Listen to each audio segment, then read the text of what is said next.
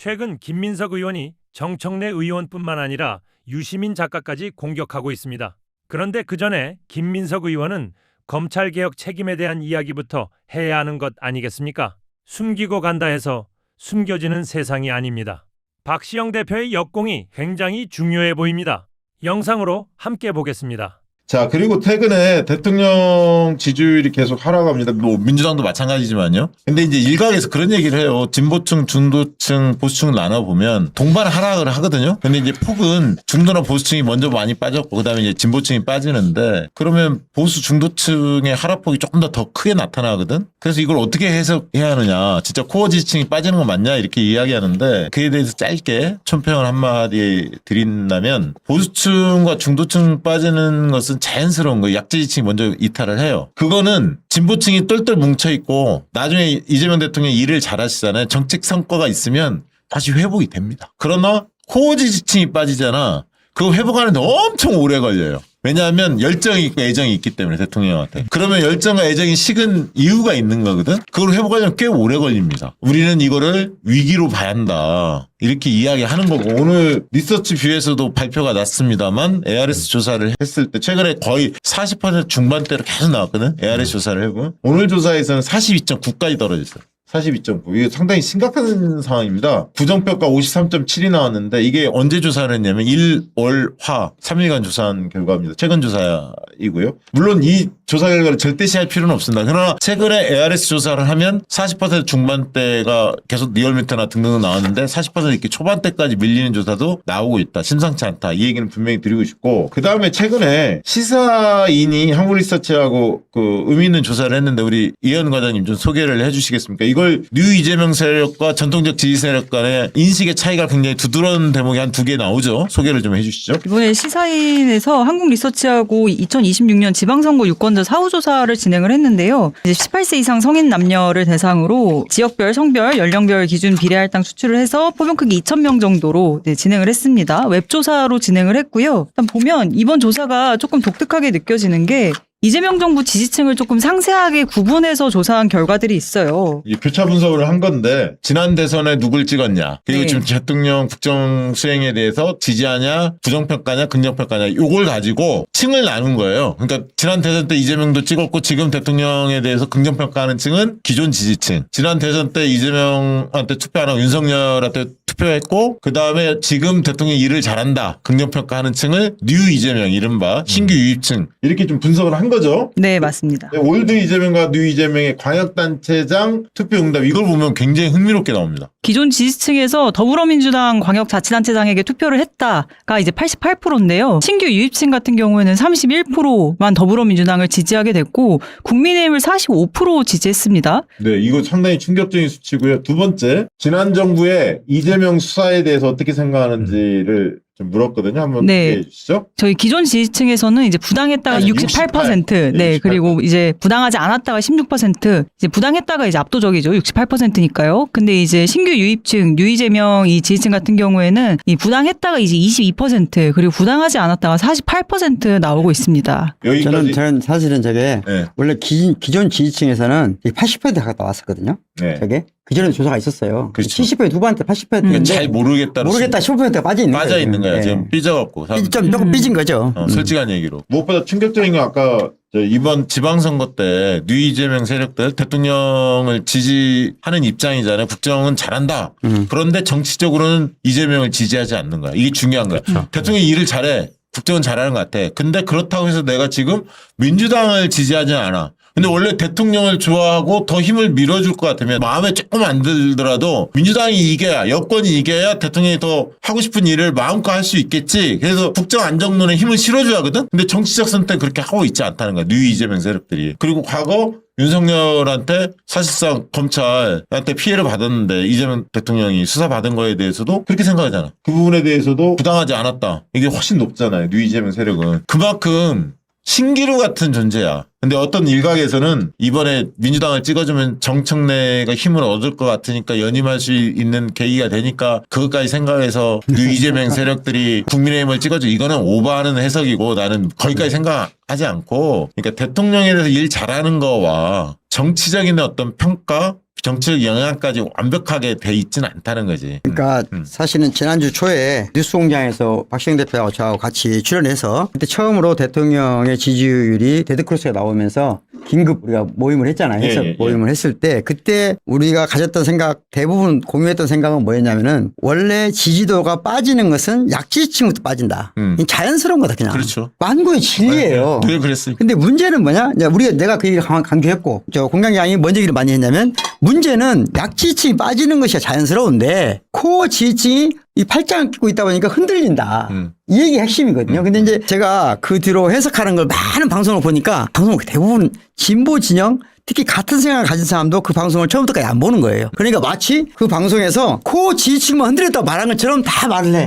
그런 적이 없는데. 네, 그래서 소개한 거야. 그러니까 정확히 말하면 지금 대부분의 사람들이 동의하는 것은 이건 이제 팩트잖아요. 앞으로도 마찬가지지만 지지도가 무너질 때는 항상 주변부터 무너지는 거예요. 문제는 주변이 무너질 때 걱정할 것이 아닐까의 핵심 문제는 코어 지지층이 흔들리지 않는지 문제인데 지금은 코어 지지층이 흔들릴 만한 데이터가 나오고 있다. 그러니까 중도층이 빠지려고 할 때 코어 지지층이 설득하고 야 1년 차잖아. 좀 실망스러운 거 있어도 우리 대통령한테 애정 버리지 말자. 기대 버리지 말자. 우리가 좀만 대통령도 잘하다 보니까 이렇게 실수도 한두 군데 나오고 뭐 이런 거지. 민주당도 마찬가지고 힘내자. 뭐 이렇게 해서 설득을 해야 하는데 가만히 놔둬버리는 거지. 지금 핵심 지지층 마음이 그런 마음이 있다는 거야. 팔짱 낀다는 얘기가. 저는 이게 되게 많은 이 코어 지지층들이 상처받았다고 말씀을 하시잖아요. 근데 저는 이 한국 리서치 결과를 보면서 제가 너무 조금 속상했던 게 이 지지 강도가 나오잖아요. 매우 잘하고 있다와 대체로 잘하고 있다. 네. 이 두 가지인 건데 이제 기존 지지층, 이 코어 지지층 같은 경우에는 그럼에도 불구하고 매우 잘하고 있다에 48%를 보내고 있어요. 네. 근데 이 신규 유입층 같은 경우에는 매우 잘하고 있다가 13%예요. 그러니까 당연한 거예요. 저는 상처받았음에도 불구하고 그래도 나는 마지막까지 믿어보고 싶어라는 마음이 이런 데서 계속 그럼요. 강고한 이 지층에 드러난다. 다시 한번 말씀드리지만 우리에게 상처를 주는 그런 냉소적이고 비아냥거리고 비열을 쓰고 일배식으로 하는 사람들 중에는 상당 부분 유 이재명의 탈을 쓴 우파도 많다. 그러니까 거기에 너무 상처받지 말자. 저는 오히려 민주당에 저는 올드 이재명이라는 표현은 싫어하고 정통 이재명. 이 조금 더 여유 있는 태도를 가지고 보자 하는 거예요. 예, 좋은 네, 그래야 말씀이에요. 우리가 견뎌나가 이 시련의 시간을 잘 견딜 수 있다. 이게 돌아서 상처를 받는 이유가 공격받는 거에 상처 안 받습니다. 민주당 지지자들이 그런 거에 이렇게 쉽게 상처받지 않아요. 그러니까. 문제는 공격하는 사람들이 우리의 이 지금 공격이나 우리의 이 갈라치기가 이재명의 뜻이야. 그렇게 하고 있는 거죠. 네, 권력이 우리 편이야. 라고 하면서 공격을 하는데 처음에는 뭔 헛소리야, 뭔 개소리야 이러고 봤는데 지나다 보니까 맞는 것 같은 지점들이 있는 거예요. 그래서 제가 계속 청와대 메시지가 중요하다고 강조하는 부분이 그겁니다. 그것 때문에 상처를 받는 거거든요. 실제로 지금 우리가 선출한 권력이 우리를 좀 그렇게 생각하는 건가? 부담스러워하는 건가? 이런 것 때문에 청와대가 좀 메시지를 그 부분에 대해서 명확하게 더 이상 갈라치기 하지 말아라. 이런 식의 저열한 공격 좌시하지 않겠다라는 정도의 메시지를 내줘야 그 사람들도 신나서 그렇게 공격을 하는 수위도 적어지고 공격 당하는 사람들도 네. 상처를 덜 받습니다. 관련해서 1970년대에 나온 엘버트 허슈먼이라는 쓴 사람이 쓴 유명한 책이 있어요. 그러니까 이탈, 항의, 충성이라는 책이 있습니다. 네. 그러니까 정치가 진행되다 보면 언제나 항의의 순간이 온다는 거예요. 그러니까 예를 들자면 지금 민주당의 정통 지지층이 일정한 영역에서 항의를 했어요. 그러면 이 항의가 봉쇄된다는 느낌이 지속되면 어떤 현상이 일어나냐. 오히려 특이한 것은 뭐냐면 조용한 약한 지지층은 그냥 이탈을 한다는 거예요. 그런데 더 큰 문제는 진짜 강력한 지지층 있잖아요. 그 사람들은 이탈을 하는 게 아니라 적이 된다는 거예요. 이거 아주 심각한 거거든요. 그런 상황이 안 되게 하려면 뭐가 가장 중요한 이 책에서 공부하고 있는 것은 권력이 봉쇄되면 안 된다는 거예요. 그러니까 지지층의 의견과 의사 항의가 봉쇄되는 순간 그렇지. 이탈과 적대의 상황으로 갈 수 있다. 그러면 아주 위험하다. 항의를 했을 때 그것이 봉쇄되지 않고 받아들여지면 오히려 충성도가 더 강해진다는 거예요. 확인하는 거. 역시 대통령은 우리가 생각하는 우리 대통령이구나. 이런 느낌이 오면 더 견고해질 수도 있다. 지금 그 한 중앙에 우리가 있다. 네. 이렇게 보는 겁니다. 지난번에 광주에서 김민수 총리가 강연을 했잖아요. DJ 얘기를 많이 하시지 않았습니까? 의미 있는 말씀 많이 하셨는데 그중에 하나 말씀을 좀 드리고 싶은데 뭐라고 얘기했냐면 DJ는 정권 재창출을 했다. 노무현 대통령을 만들었으니까. 근데 노무현 문재인은 정권 재창출 실패하지 않았냐 이런 얘기를 했어요. DJ를 띄워주는 건 좋은데 그러면 이 대목에서 DJ가 이런 역사적으로 정말 위대한 대통령이고 저는 그렇게 봅니다만 다만 2021년, 22년 그 집권 4년차, 5년차에 DJ의 평가가 좋았느냐. 그전에 어마어마한 업적을 냈지만 국민적 평가는 아주 안 좋았습니다. 그래프를 한번 좀 실증적으로 좀 보여드릴게요. 저 보시면 DJ의 4년차, 5년차를 보면 4년차에 거의 30% 내외의 지지율이었고 5년차도 마지막입니다. 마지막 쭉 올라온 거는 정권 재창출을 해서 그 뒤에 12월 달에 대선이 있고 2월 달까지 저기 임기가 되게 마지막에 올라온 거고 잘 아시겠지만 의학분업도 있었고 홍삼 트리오 특히 가족의 비리가 컸죠. 제일 컸죠. 그리고 카드 대란 이런 것들도 컸습니다. 그래서 여러 이슈들이 맞물리면서 지방선거 참패도 했고요. 그리고 무엇보다 이인재 대세론이 있었잖아요. 민주당에서 동교동이 다 지지했고 그러나 이인재로서는 새 상품인 이해창을 꺾을 수가 없었죠. 아니, 새 상품은 아니죠. 뭐 97년에 한번 나왔었으니까. 이해창한테 계속 지는 여론조사가 나왔는데 국민경선제가 만들어졌고 노무현 돌풍이 일어나면서 이게 바뀐 거거든요. 근데 그 뒤에 또 정몽준을 띄웠잖아요. 후단협 하면서 노무현 흔들기가 나왔잖아요. 그것을 국민들이 지킨 거 아닙니까? 노사모도 있었고 유시민의 등장도 있었고 여러 일련의 일들이 맞물리면서 기적적으로 사실은 시민들 국민이 구해졌어요. 노무현을 지키고 구해준 겁니다. 사실은. 근데 그거를 결과론적으로 김대중 정권 다음에 노무현 정권이 등장했으니까 DJ가 정권 재창출한 거 아니냐 이렇게 도식화를 시킨다면 그게 맞는 해석인가? 저는 이 얘기를 하고 싶어요. 노무현 대통령의 업적이라는 건 문재인 대통령도 어마어마하게 많습니다. 전국정당화부터 시작해서 특권과 반칙 없는 구도, 지역주의 극복을 위해서 노력했던 거, 한반도 평화의 길 어마어마하게 많잖아요. 사실 코로나 극복도 그렇고. 그래서 각각의 대통령들에 대해서 우리는 이어달리기의 정신을 진짜 민주당의 당원 지지자라면 누구나 다 인정하고 있고 그거 다 평가하고 있잖아요. 그리고 역대 대통령 평가 한번 띄워주세요. 보시면 유일하게 박정희를 앞서는 평가가 누가 있냐면 역대 대통령들이 잘한 일이 많다, 잘못한 일이 많다라고 해서 이거 조사를 했어요. 노무현 대통령 잘한 일이 많다는 게 국민적 평가 68%, 잘못한 일이 많다는 게 15밖에 안 돼요. 그다음 두 번째가 박정희 62대 21. 그리고 DJ도 뛰어나십니다. 60대 20. 세 분의 대통령에 대해서 긍정평가 굉장히 많아요. 그래서 이런 걸 보더라도 국민들이 그렇게 평가하고 있는데 노무현 대통령이 정권 재창 못했다고 해서 노무현 대통령 폄하한다? 이게 말이 됩니까? 그렇게 말하면 안 되죠. 당연히. 그러면 지금 노무현 대통령의 대를 이어서 대통령 후보로 나온 사람이 정동영 현 통일부 장관입니다. 그러니까 조심해야 한다는 거예요. 이런 말 하면 안 되는 거예요. 전 총리께서 왜 이런 식의 갈라치기를 하죠? 그러니까 의도하지는 않았겠지만 호남에 가서 김대중 대통령만 인기 있는 게 아니에요. 그럼 노무현 대통령이 왜 있냐면 누가 어디서 만든 대통령입니까? 본인과 송영길 후보는 DJ로부터 발탁이 됐잖아요. 그때 정계입문을 했잖아요. 나는 그걸 강조하고 싶어 하시는 것 같아요. 김민석. 그리고 노무현 대통령하고 사이 안 좋았고 후단협 핵선이 흔들었잖아요. 문재인 대통령 사이 안 좋았잖아. 그러니까 DJ를 계속 강조하면서 그다음에 이재명 대통령 내가 저 총리였으니까 이렇게 이야기하면서 그 호남의 지지세를 얻고 싶어하는 마음이 있는 것 같아요. 그러니까 개인적으로는 정서상 저는 네 분을 다 똑같이 존경하고 존중하지만 제가 가지고 있는 정치적 성향 길 또는 감정적 어떤 선을 보면 나는 김대중 대통령하고 이재명 대통령을 조금 더 좋아하는 판이란 말이에요. 그렇다고 해서 노무현 대통령이나 문재인 대통령에서 뭔가 폄하할 이유가 1도 없어요. 그렇죠. 똑같이 좋은 거지. 다만 그런 식의 모든 사람이 대부분 민주당 당원들이나 범진보 진영이 심지어 저는 개인적으로는 지속적으로 정의당을 많이 지지하기도 하고 선거 때는 대통령 선거는 민주당 후보를 찍지만 지역 선거는 다른 소수정당을 찍어온 사람들 다 비슷비슷한 사람들이란 말이에요. 이런 사람들이 지금 정권 재창출을 했냐 못했냐 가지고 우리가 그날 밤 정권 재창출을 못한 날 밤 얼마나 고통스러웠어요. 이재명 대통령이 0.몇% 떨어진 날 우리가 그날 밤 잠을 잤습니까 모두가? 그 고통스러움을 다 같이 겪고 와서 예를 들면 문재인 대통령도 2번 만에 그다음에 이재명 대통령 2번 만에 예전에 김대중 대통령 4번 만에 아니 그거 내가 그 얘기 나왔으니까 2020년 아사히 졌을 때 이유를 따지면 100가지가 된다니까? 문재인 대통령이 적극적으로 대처하지 않았던 거 재난지원금부터 시작해서 뭐 이거 있지? 그다음에 검찰이 대장동 수사부터 시작해서 이재명 대통령 어떻게 나쁜 사람 범죄자 이거 씌웠잖아. 그럼 그렇게 느끼는 사람 검찰개혁에 대해서 더 적극적으로 싸워야지. 이런 것부터 시작해서 엄청 많잖아. 이대남 문제 대처하는 것도 그렇고. 그래서 나는 지금 현재 최근에 그 김민석 전 총리가 명확한 자기 의사를 밝혔으면 좋겠어요. 그러니까 자기의 규범적 그 의견을 말했으면 좋겠는데 자 1인 1표제 찬성하냐 반대하냐 본인 의견을 말하는 거예요. 그렇지.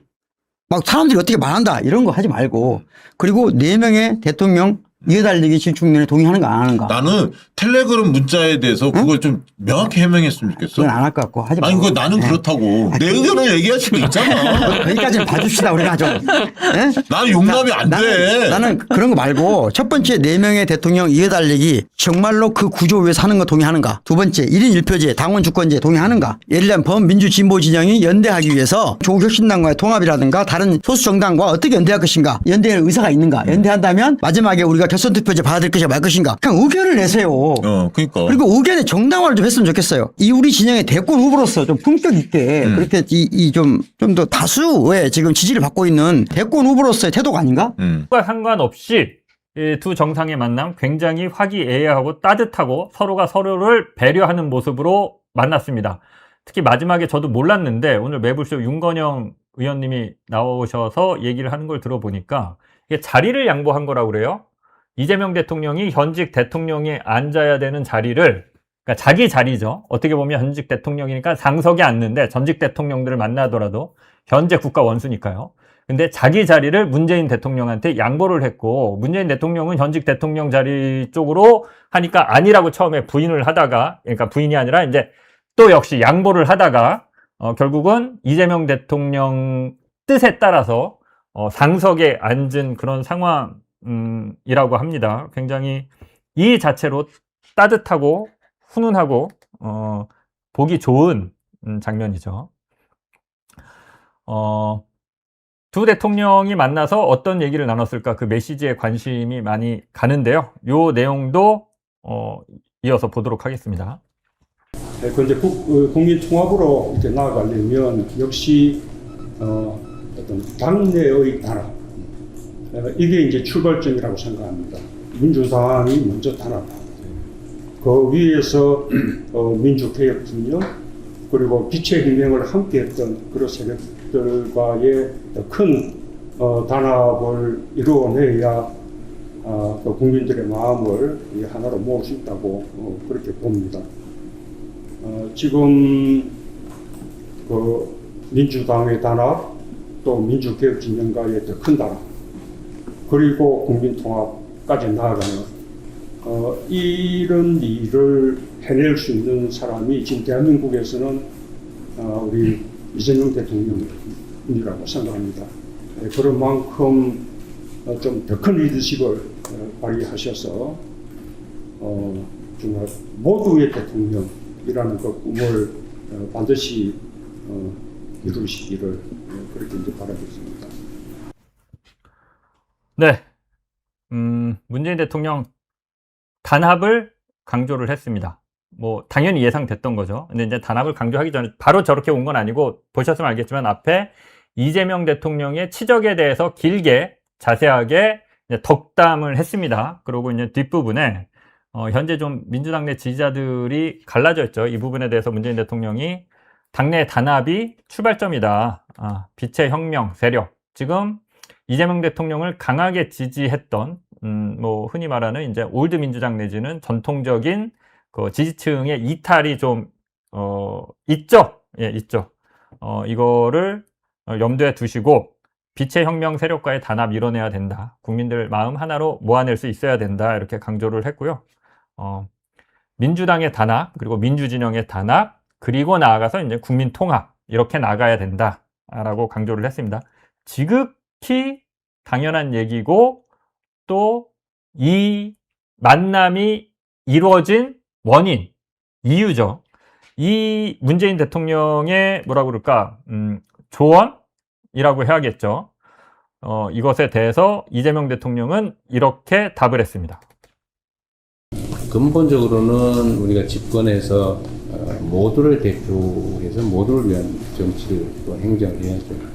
또 그러려면 내부의 단합도 매우 중요하다.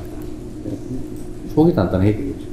끊임없이 외연을 확장하고, 그래서 저는 이제 구조적 다수를 만들기 위해서 노력해야 되고, 또 거기서 끊임없이 성과를 내야 그게 뒷받침되는 거죠. 말로만 안 되지 않습니까? 이 두 가지를 잘 조화롭게 해야 된다고 생각합니다. 모두 함께 뜻을 같이 하는 사람들 함께 힘을 모으고, 또 그 기반 위에서 우리가 구조적 다수를 향해서 또 확장할 수 있도록 노력하겠습니다. 예, 이에 대해서 이재명 대통령도 화답을 했고요. 모두를 위한 정치 하겠다. 그러려면 내부의 단합도 매우 중요하다라고 문재인 대통령의 어떤 조언, 지적에 대해서 수용을 하는 모습을 보였습니다. 근데 이제 구조적 다수라는 표현을 이재명 대통령이 2번을 썼습니다. 통합하겠다라고 하면서 역시 또 그러나 외연 확장도 해야 된다라고 하면서 이제 구조적 다수를 만들겠다. 이런 표현을 썼거든요. 그래서 이게 도대체 뭘 뜻하는 거냐. 이런 얘기를 했죠. 구조적 다수 우리가 평소에 잘 안 쓰던 거고 못 들어본 개념인데 앞뒤 문맥을 봤을 때 저는 이렇게 해석을 합니다. 지금까지 대한민국의 헤게모니는 보수 정당, 보수 언론, 그리고 사법 카르텔이 갖고 있었습니다. 별게 없는 상태에서 투표를 하면 민주당이 지는 구도입니다. 영남 쪽이 인구가 더 많고요. 기본적으로 보수 정당, 군사 독재부터 시작해서 보수 정당이 압도적으로 오랜 기간 집권을 해왔습니다. 민주당도 4차례 집권을 하긴 했지만 늘 어렵게 집권을 했습니다. DJ는 JP와 통합을 통해서, 노무현 대통령 정몽준과의 통합을 통해서, 그 다음에 문재인, 이재명 대통령은 정상적인 선거라기보다는 이제 탄핵 이후에 치러진 선거에서 집권한 대통령들이었죠. 이게 4번을 집권하긴 했지만 민주당이 다수라고 보기 어렵습니다. 정상적인 선거를 했을 때 이긴다고 보기 어렵습니다. 구조적 다수라는 것은 제가 해석하기에는 이재명 대통령이 민주당의 외연을 확장해서 그냥 선거를 하면 민주당이 이기는, 그러니까 진보 진영이 다수인, 그게 하나의 대한민국의 구조가 되는 이 상황을 만들겠다 라고 얘기한 것으로 저는 해석을 합니다. 당내 통합도 강조하고 외연 확장도 해서 그냥 별탈 없이 뭐 여론조사를 하거나 당내 지지도 당에 대한 어떤 선호도, 지지도 조사를 하거나 그러면 진보 진영이나 개혁 세력이 보수 세력을 억누르는, 우위에 있는, 다수가 되는 이런 상황을 구조적 다수를 만들겠다 이렇게 표현한 것으로 저는 해석을 합니다. 틀릴 수도 있는데 문맥을 봤을 때 저는 좀 그렇게 느껴져요. 그래서 조금 더 이재명 대통령의 어떤 스탠스 이런 게 좀 이해된 측면도 있습니다. 저는 이것과 관련해서도 또 영상 3까지 봤죠. 예, 다음 또 이재명 대통령이 중요한 얘기를 하나 한 게 있는데요. 예, 요것도 또 마저 보겠습니다. 근데 다행히 정말 이번에 인공지능의 이 정말 새로운 뭐라 그럴까요? 이거 정말 상상 이상의 이 발전이 이루어지고 있거든요. 거기도 우리가 중심적 역할을 하게 됐고 엄청난 새로운 수요가 폭증이 되고 공급 필요가 있는데 이 수도권이 꽉 차버리잖아요. 근데 수도권이 사실은 그때 이 메모리 반도체 분야도 대통령께서 결단해서 용인에 클러스터를 만드셨잖아요. 근데 그게 이제 꽉 차게 된 거예요. 그리고 이제 갈 때는 호남밖에 없는 상태. 정말 운이 좋은 측면도 있고 또 많이 준비한 결과물이긴 한데 그 성과는 역시 이게 이어져 온 우리 민주정부의 성과가 또 다시 나는 새로운 과실이죠.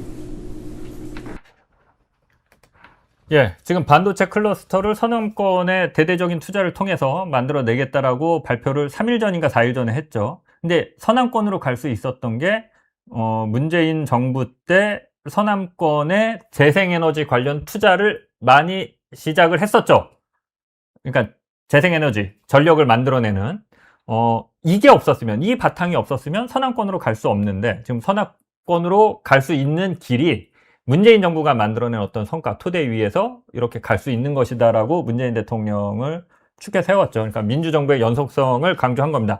이 부분과 관련해서는 홍익표 정무수석이 브리핑을 통해서 다시 한번 아주 명확하게 얘기를 했습니다. 이 영상도 보겠습니다.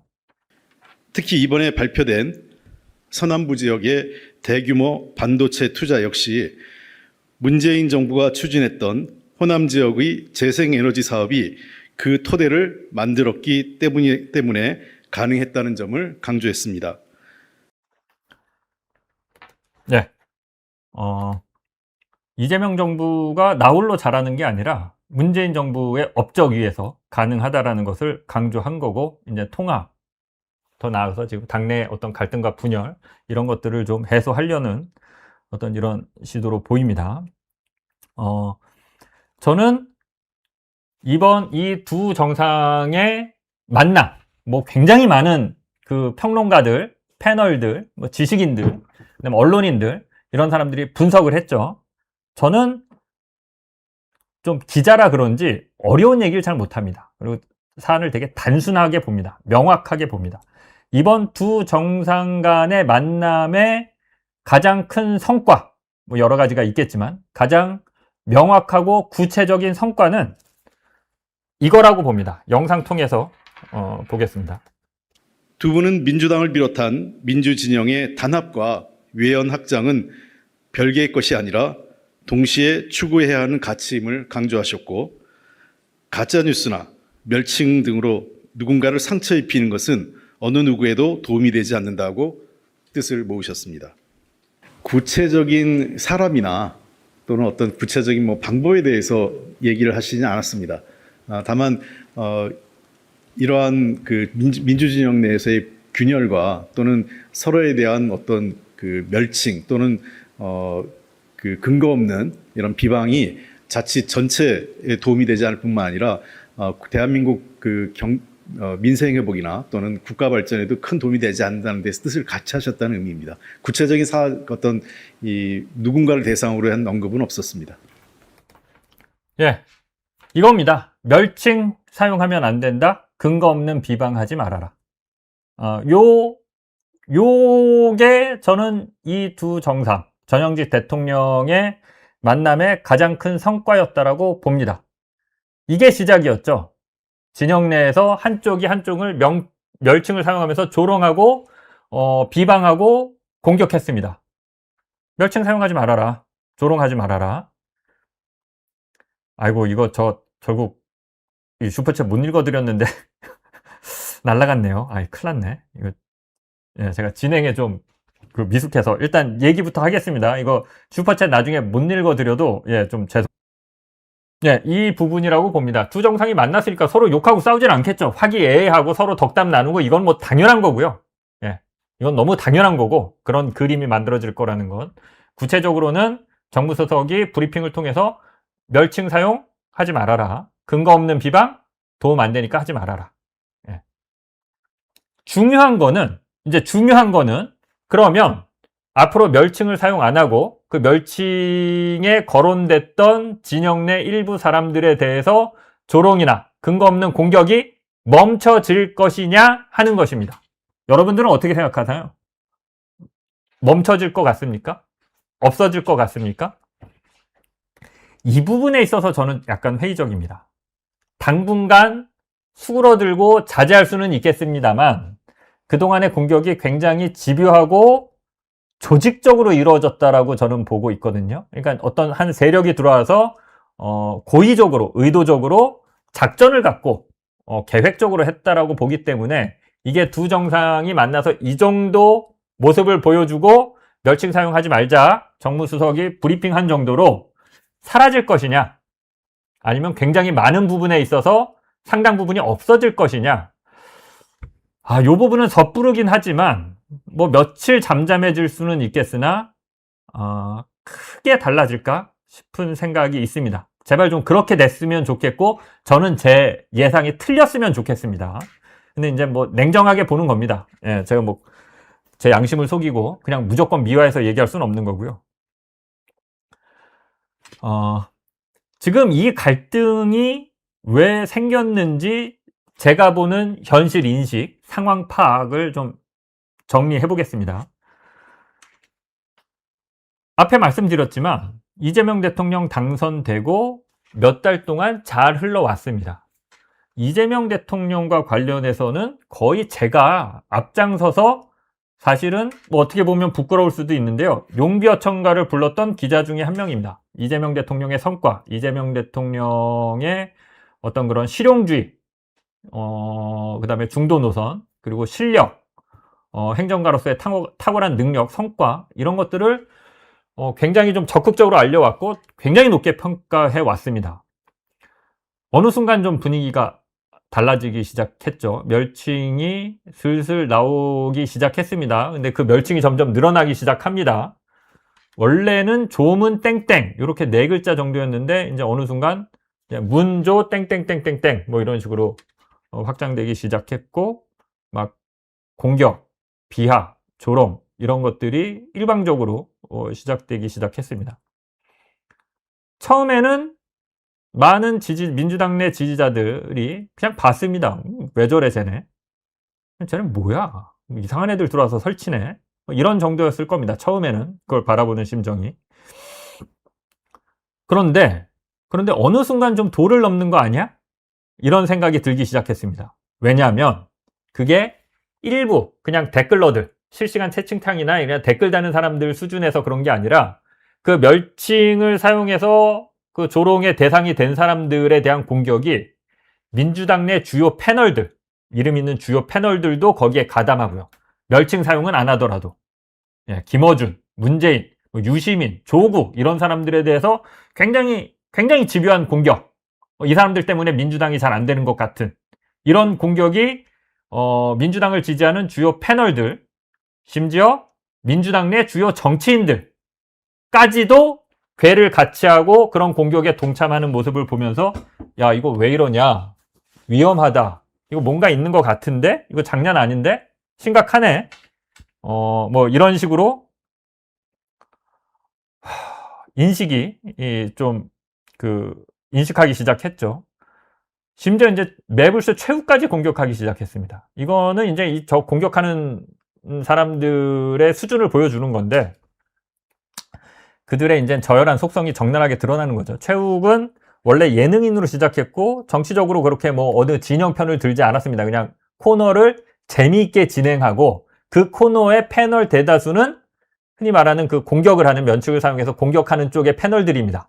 뉴 이재명계라고 하는, 이재명의 친위 부대를 자처한 그쪽의 패널들이 주로 매불쇼의 패널이었습니다. 근데 어쩌다가 한 번씩 진짜 가끔 한 번 유시민이 나오고 최강욱 가끔 나온다는 이유로 조불쇼라고 조리돌림 당하고 공격당하기 시작했습니다. 간단한 거죠. 우리 편이 아니야? 우리랑 같이 문조 땡땡땡 하면서 동참하지 않아? 그러면 적이라고 규정하는 거죠. 더 큰 문제는 이게 이제 진짜 심각해지기 시작하는 거는 이 갈라치기 하는 세력이 우리는 대통령 뜻을 받드는 거야. 대통령 뜻이 우리 뜻이야. 니네 대통령 뜻도 모르면서 우리를 공격해? 우리 말이 맞아. 우리가 대통령 지키는 거라니까. 대통령과 같이 하는 거야, 우리는. 이렇게 하면서 공격을 하는 걸 보고 에이, 아니겠지. 설마 그렇게 했어? 이렇게 생각을 했었는데 어느 순간 쟤들 말이 맞나? 이재명 대통령이 진짜 쟤들 편인가? 쟤들이랑 걔를 같이 하는 건가? 흐름을 뭐 같이 하는 건가? 최소한 뭐 적극적으로 뭔가 하진 않더라도 쟤네들을 좋아하는 건가? 그러니까 그냥 놔두는 건가? 그리고 이재명 대통령이 하는 어떤 뭐 발언의 어떤 부분들, 특정 부분들이나 뭐 그 SNS나 이런 것들을 보면 진짜 쟤들 편인 거야? 저 갈라치기 세력이 더 좋은 거야? 이런 생각이 드는 지점이 있었죠. 이게 굉장히 뼈아픈 부분이라고 저는 봅니다. 이것 때문에 민주당 내 지지자들, 공격을 받았던 지지자들의 흔히 말하는 마음이 식고 이재명 대통령한테 실망했다, 이런 얘기가 나오기 시작한 부분이죠. 그냥 일부 세력이 막 난동 피면서 공격하고 멸칭하고 문조 땡땡땡 하면서 이런 거는 민주당 지지자들이 워낙 그런 거 많이 봐왔고 그런 식의 저열한 공격들 많이 당해봤고 그런 것들 잘 떨쳐내 왔기 때문에 그거에 상처받지 않습니다, 쉽게. 근데 상처받고 마음이 식고 이 부분이 심각해진 거는 그 갈라치기 세력 뒤에 이재명 대통령이 뜻을 함께 하는 거야? 이 의심이 들기 시작한 게 굉장히 큽니다. 지들이 그러고 그랬잖아요. 주요 패널들이 모르면 이재명 대통령 뜻도 모르면서 함부로 얘기한다고. 응? 우리가 다 알고 하는 거라고. 이런 식으로 실제 얘기해 오기도 했고요. 그래서 그래서 저는 이재명 대통령 혹은 대통령이 직접 하기 어렵다면 청와대의 메시지가 보다 구체적이고 분명할 필요가 있다라고 생각합니다. 대통령이 최소한 갈라치기 세력의 편은 아니다. 예. 요 부분을 조금 더 구체적으로 메시지로 내는 게 필요했다. 그 부분이 살짝 좀 미흡했고 저는 개인적으로 아쉬움을 갖고 있습니다. 뭐 이런 거죠. 대통령은 얘기한 대로 모두의 대통령이고 대통령, 청와대에 적이 있다면 그건 당내 갈라치기 세력이 적이다. 특히 멸칭 사용하는 사람들 절대 이러면 안 된다. 대통령에게 하등 도움이 되지 않는다. 대통령을 위한다면, 국가를 위한다면, 민주당을 위하는 게 맞다면 당장 그런 식의 저열한 멸칭 사용이나 갈라치기 공격은 멈춰야 된다. 이런 정도의 메시지가 나왔으면 어땠을까? 저는 좀 기대를 했는데 그런 정도까지는 나오진 않았습니다. 이 상황에서 과연 그러면 저 갈라치기 하는 사람들, 멸칭을 사면서 갈라치기 했던 사람들이 잠잠해질까? 그들이 공격을 다시 시작하면 또 상처받게 돼 있습니다. 예. 그래서 이 상황이 쉽게 해결되기는 어렵다라고 저도 참 이렇게 말씀드리기가 어려운데 그냥 아무리 생각하고 저도 예쁘게 미화하고 포장해서 좀 말씀드리고 싶은데 지금까지 해왔던 저들의 저열한 행태를 보면 이 두 대통령의 전현직 대통령의 만남으로 이게 일소되지 않을 것 같습니다. 이 갈등은 잠시 수그러들 수는 있겠으나 일주일, 2주일 혹은 한 달, 2달이 지나면 비슷해지지 않을까 이런 좀 생각을 합니다. 문제는 이재명 대통령의 지지율이 떨어지고 있다는 겁니다. 외연 확장을 하려고 굉장히 노력을 하고 저는 높게 평가합니다. 그 부분에 대해서. 중도 세력을 껴안으려고 하고 심지어 우파까지도 껴안으려고 하고 그쪽에서 인재를 등용해서 발탁하려고 하는 행위 자체는 저는 높게 평가합니다. 그 인물 하나하나에 다 동의하지는 않지만 그런데도 불구하고 지지율이 떨어지고 있다는 겁니다. 외연 확장이 안 된 거죠. 심지어 민주당 내 지지자들이 그럼 등을 돌렸느냐? 그래도 집토끼라고 아직까지 민주당의 지지를 보내고 있습니다. 오히려 중도 우파가 그쪽에서 많이 인물을 등용했음에도 불구하고 그쪽에서부터 지지율이 무너지고 있습니다. 민주당 외연에서. 그러니까 이건 저는 교훈을 주는 거라고 봅니다. 일단 민주당이 외연을 확장하려면 무조건 우클릭한다고 외연을 확장하는 게 아니라 민주당이 보다 단단하고 똘똘 뭉쳐서 민주당 혹은 진보 진영이 잘 되는지 신바람 나는지 뭔가 성과가 나오고 우리끼리 즐겁고 축제고 이런 분위기가 형성돼야 중도든 우파든 진보 진영을 보면서 야 쟤네 잘하네 쟤네 뭐 있네 야 나도 저기 함께 하고 싶은데 나도 좀 끼고 싶은데 라는 마음이 들면서 외연 확장이 되는 거지 여기는 4분 오열돼서 찢어져서 싸우고 반목하고 있는데 우파 쪽에서 사람 하나 끌어다가 자리를 준다고 그게 외연 확장이 될까? 저는 아니라고 봅니다. 이재명 대통령이 그렇게 판단하고 있다면 저는 그냥 제 생각이 맞다라고 봅니다. 예. 일단 민주당이 더 개혁적이고 더 선명할지라도 그래서 우파가 볼 때 쟤네 너무 개혁적이고 너무 진보적인 거 아니야? 라고 하더라도 일단 신바람 나는 집안이 돼야 됩니다. 이 민주, 개혁, 진보 세력이. 근데 지금 그런 분위기가 안 되죠. 초반엔 그런 분위기가 있었죠. 초반에 이재명 대통령 집권하고 한 6개월, 7개월, 8개월 예. 올 초까지는. 근데 어느 순간 지금 한 3, 4개월 만에 지금 지지율이 작살 난 거잖아요. 이 상태에서 우파나 중도에서 사람을 갖다 써봐야 저쪽에 있는 사람들은 어떻게 생각합니까? 커봐 저거 정권 맡겼더니 민주당 애들, 진보 진영 애들 무능하잖아. 사람 없잖아.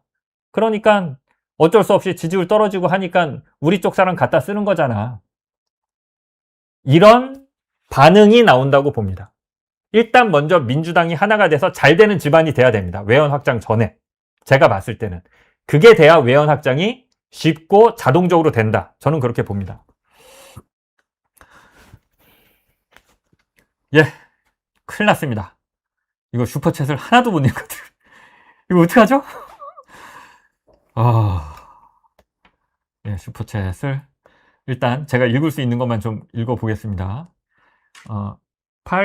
파크 성선 오케이 77님 항상 감사합니다. 예, 제가 감사드립니다. 또 이거 어렵네요. QAZWSXEDCYESY님 우리가 때로는 맹목적으로 이재명을 사랑하고 지지하더라도 기자들은 냉정하게 이상한 것, 잘못된 것들을 지적하고 비판해야 합니다. 형 같은 기자들이 있어야 우리 같은 사람들이 마음 놓고 이재명 지지하는 거니까 지치지 말고 꺾이지 말고 지금처럼 부탁합니다. 예, 요 얘기도 오늘 방송 끝날 때 한번 해보도록 하겠습니다. 여기 뭐 엄청 많은 분들이 지금 보내주셨는데 제가 지금 스칼렛 아카이브님 장인수 기자의 인수분해. 장인수 기자님을 인수분해하면 강강약약의 정의로움, 약자를 향한 따뜻한 시선, 강자와 권력자를 향한 날카로운 비판, 그리고 날카로운 취재와 보도로 지적으로 세상을 바꾸는 참 언론인의 사명이 남습니다. 퓰리처상급 디올백 보도로 윤석열, 김건희 권력 붕괴의 트리거를 만들고 공소취소 보도로 민주정권 수호에 호루라기를 불어주시며 검찰개혁을 끝내 해내신 분, 사회 부조리와 이권 카르텔을 깨트려 제도 개선으로 이끄는 나라를 두 번 살린 참 언론인 장인수 기자님을 첫 슈퍼챗으로 응원합니다. 아유, 감사합니다. 예.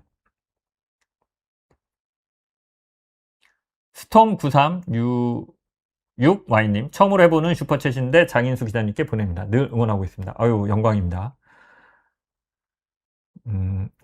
이게 참 어렵네요, 이거.